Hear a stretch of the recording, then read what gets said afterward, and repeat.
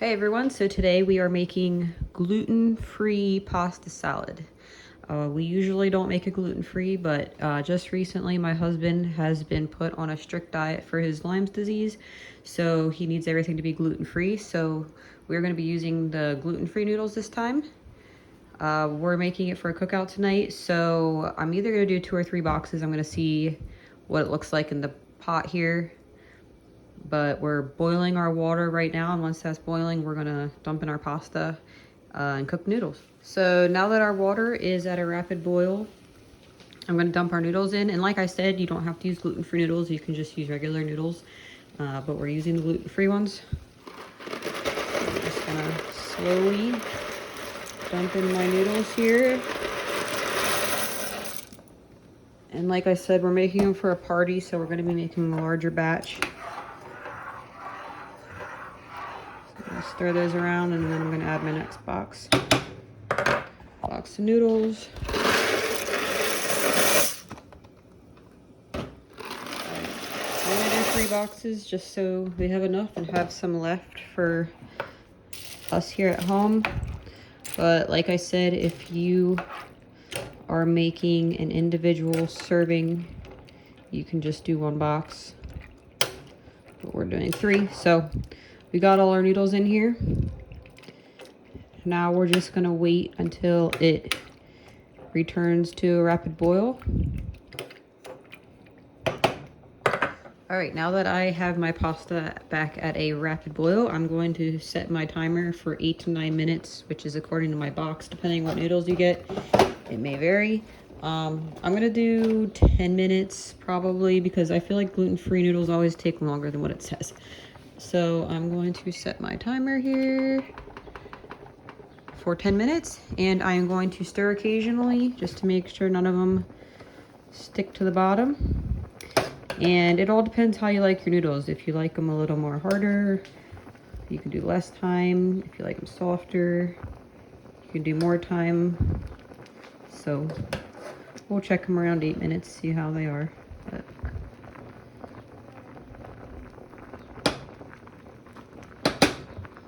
let those cook. All right, we cooked our noodles and we strained them in the sink. Now we're gonna let them cool down. So while we're letting them cool down, I'm going to chop up our other stuff, and then hopefully by the time we're done with that, these will be cool enough to add everything in. All right, so the first ingredient that I'm going to chop up is going to be cherry tomatoes. So I am going to wash these off good, and then we'll start chopping. So I'm kind of a dump person when it comes to cooking and baking and stuff like that. So this is kind of like a eye up thing. Depends how much tomatoes you want, how much cucumbers you want. You can put as many in as you're liking. I'm going to use 2 pints of tomatoes for my recipe here.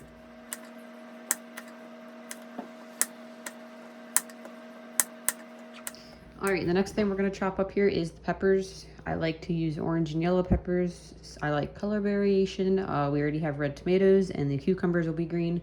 So I decided not to go with the red or green peppers. I decided to go with orange and yellow.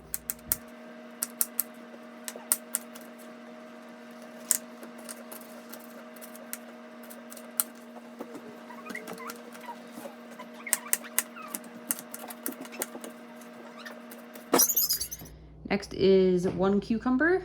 I leave the skin on my cucumbers. You can do what you desire. If you like to peel it and have the skin off, you may. We just always eat our cucumbers with the skin on.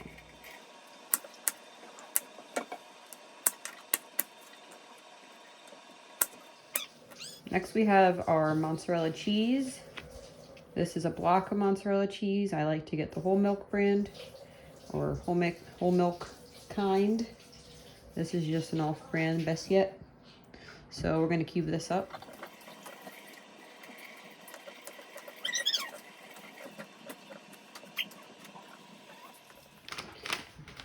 All right, we got all of our chopping done. The only thing we have yet is pepperonis, and I like to get the little pepperoni circles that are already pretty much pre-cut, so you don't have to worry about slicing them at all. So my bowl's getting a little full here, so we'll see if we can stir this around in here and not with our hands. But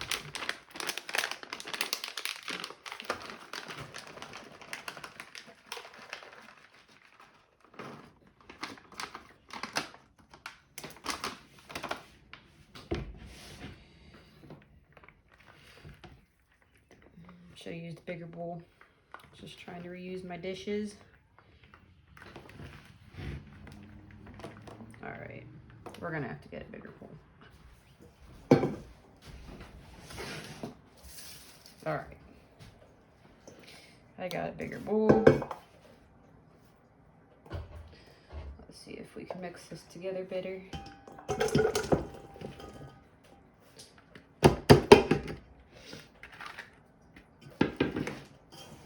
It's a lot better. So I'm just gonna mix this up good so that it'll be easier to do it in the pasta, or easier to do it than if you were trying to mix it in the pasta. So just give a little bit of a pre-mix here. That should be good.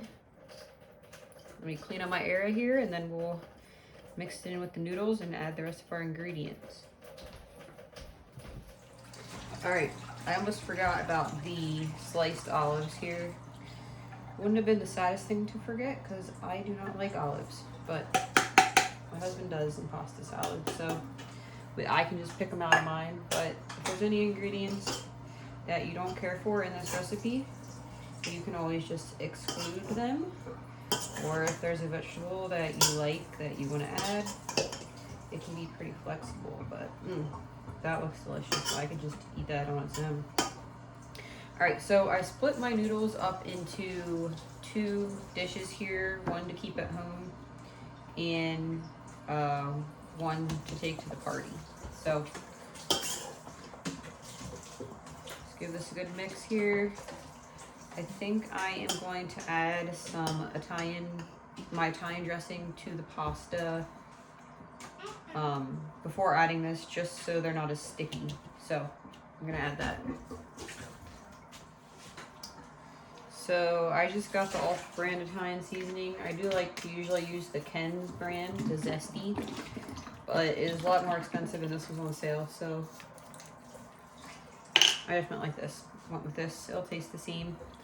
This is another thing I just kind of dump and go by consistency. So I usually like to add pretty much because I like when it's like oily. So just kind of add some and stir it around to the consistency that you like. Probably pretty good for that one. I can always add more afterward. These gluten-free noodles are definitely more sticky. More like, I don't know, starchy is probably not the right word, but they're more sticky. But they loosen up definitely a lot more once you put this dressing in with it. I'll just finish off this bottle. I have another bottle that I might add more to. All right, so now that the noodles aren't as sticky that we have the dressing in, I'm gonna start dumping in my goodies here. Look at that. We're gonna make it really look pretty. I might not even use all this. Seems like the gluten-free noodle boxes didn't make as much as the regular noodles.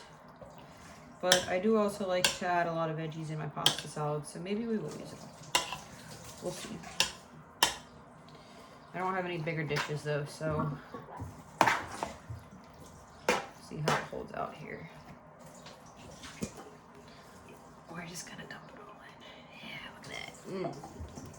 Delicious. Pepperonis are sticking. Pepper these out. Get every nice little bit of the goodness here.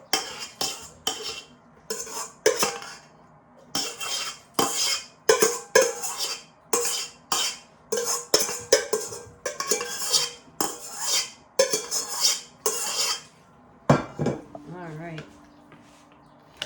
That actually held out pretty well. I don't like when it's lacking toppings. I like to keep the noodles and toppings pretty even. I'm flinging things out. Alright, it's looking good. I think I'm going to add the other bottle of dressing though, just to make sure it has enough flavor. So I'm gonna go grab that, and then we'll finish up here. Alright, should shake this first.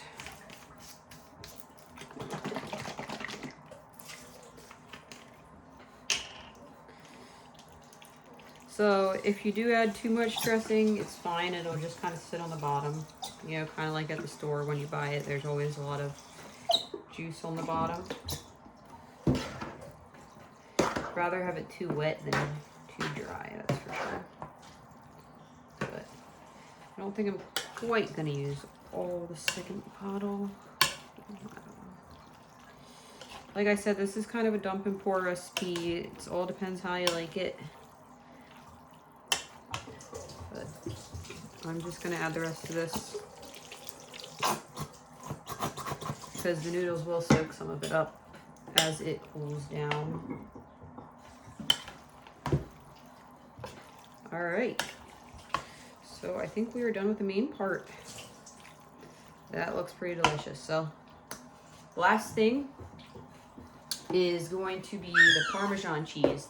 I like to buy the shredded Parmesan, but this you will not add until before serving. So I'm just gonna take this along to the party, cover this up, refrigerate it, take it along to the party, and then I'll put it on right before we dig in so it doesn't get all soggy.